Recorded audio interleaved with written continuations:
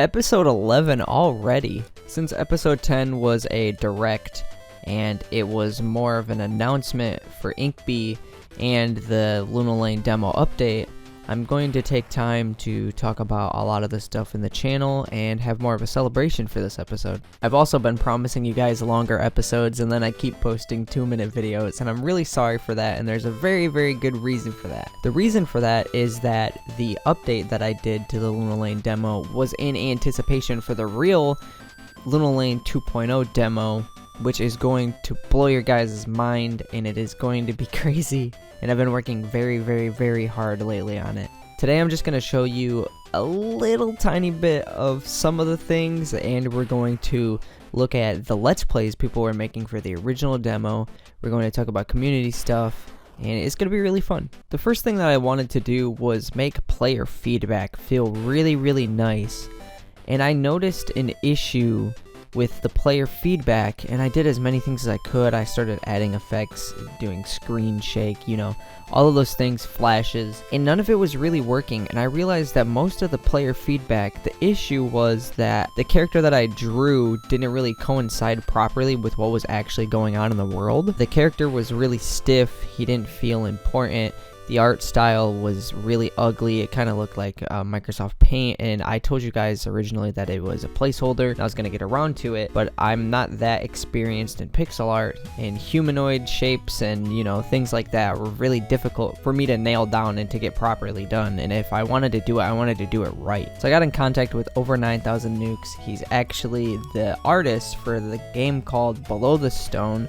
It's amazing. They've done a lot of work on the game, and it's in a really early phase, but if you guys like procedurally generated games, you should really just go to their Discord and check it out. I'm in there sometimes, and they do a lot of art stuff, and the guy is really, really good at art, and I was asking him for a few pointers, and he was super happy to help me. He's a really, really nice guy. And both of the developers are really nice, the programmer and the artist. They do live streams on Twitch, and I'm there sometimes. You definitely should check it out because I don't think they get the recognition they deserve. They haven't really been doing the YouTube thing yet because their game is still in a very early state, but you should definitely check it out. I'm going to put links to them in the description because I hope you guys check them out, and I'll see you guys in their Discord server if you do join. Also, you should join my Discord server. He's also in my server, so you should just join both, you know? It goes both ways. But with all of that aside, this is my new redesign for the character. I'm gonna go through some of the phases that I took to draw this. I think you guys really like the behind the scenes stuff. I know when I did the direct, a lot of people liked the layout of me just rapid fire telling you guys updates and changes rather than just talking for 10 minutes about big ones. So I think I might go in depth on how I got to where I am now with it. This is the original main character that you guys are used to. He's really boring. His colors are dull. They're boring. Nothing really stands out. I've gotten comments over the time of development about how my human characters or humanoid characters don't really look that good in comparison to the rest of the game, and that's because I drew them forever ago when I wasn't as good with pixel art. So I went to the drawing board with concepts and ideas, and I asked a bunch of people about which ones they liked the best. People like my girlfriend, my close friends. I didn't really want to show the public yet because I wanted to save it for the devlogs, but I eventually came to the idea of having a bandana and having his colors to be swapped to be the way that you see it now. It was also the idea of Over 9,000 Nukes to do a little bit of a perspective shift with some of his animations to have him turn certain ways. He sort of faces towards the camera when he idles. This is going to be the same for all the other characters in the game. I'll talk about the other character redesigns in another devlog, but for today we're just going to talk about the main character. When he idles, he faces towards the camera. Some animations he also faces towards the camera too, like when he jumps, and I think it was a really cool idea. I'm glad he sort of pitched the idea and showed me a proper way to do it,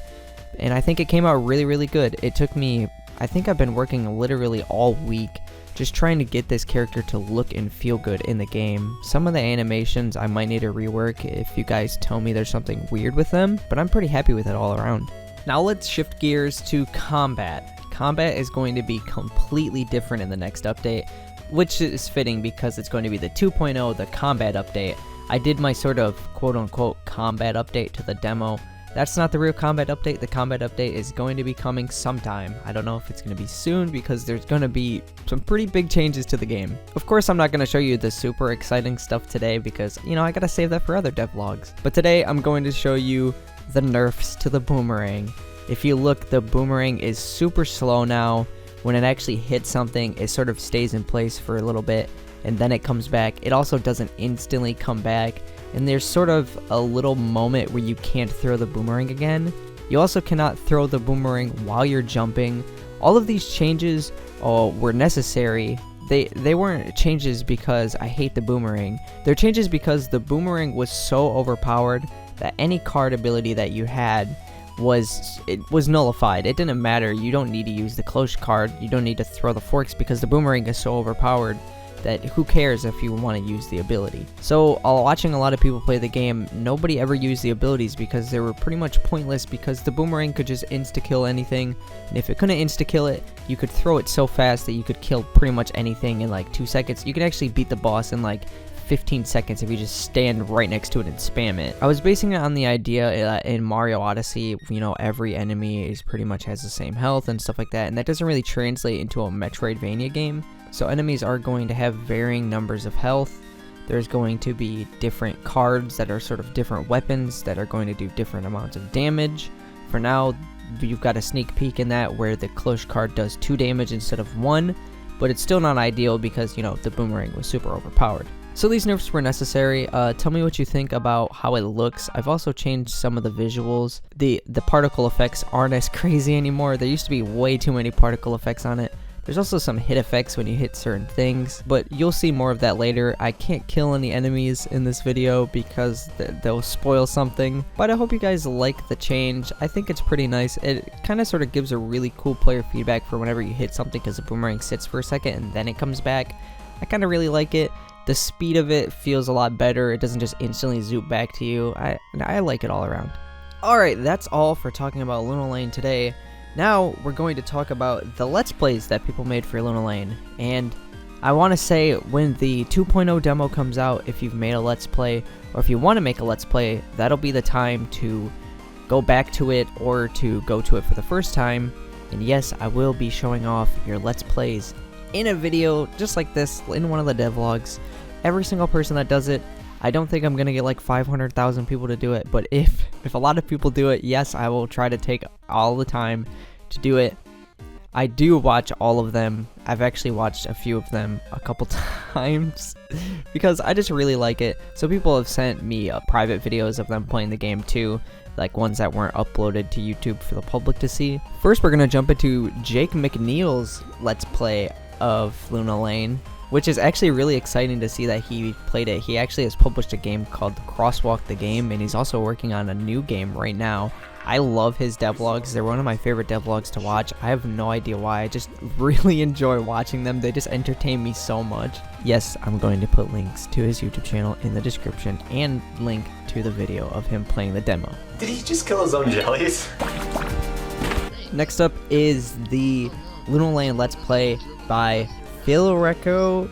I've talked to this guy so much and I still have no idea how to say his username. He's making a game called Mike Adventures. It's pretty cool and he did a Let's Play of it. He only did 1 episode. He didn't end up finishing it, but I hope he comes back for the 2.0 demo and plays it again. The Cloach! We got the Cloach! Last but not least is the Luna Lane Let's Play by Light Studio. He actually live streamed this. I somehow missed the live stream even though I'm subscribed to him. He seemed to be having a lot of fun with it. He actually beat it. So 2 out of 3 people beat it, which is pretty cool. But not many people really use the cards, which is why I need to change the combat. No, I'm not ready for this! Whew, that was a long one. Thank you guys for showing up to this. I really like doing these ones where I sort of ramble. I hope you don't mind with just the gameplay being in the background. I really don't know what to do for the background. I know you guys really don't like the repeating GIFs that I was doing before. So I hope you're fine with just me blabbing on and there being gameplay in the background. I can't speak English. Just end the video. that is all for today. Thank you guys so much for watching. Thank you for over 400. I think we're at like 422 subscribers, which is crazy. We're getting really close to 500.